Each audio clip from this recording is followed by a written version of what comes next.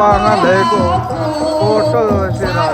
Kita tak sekeji janjimu kali aku jalani marang-marangmu padamu saiki wis gede-gede pikir nyuwun pirsa sapa to bapake karena nono aku sik nyambut gawe Mati bolo, PT bolo.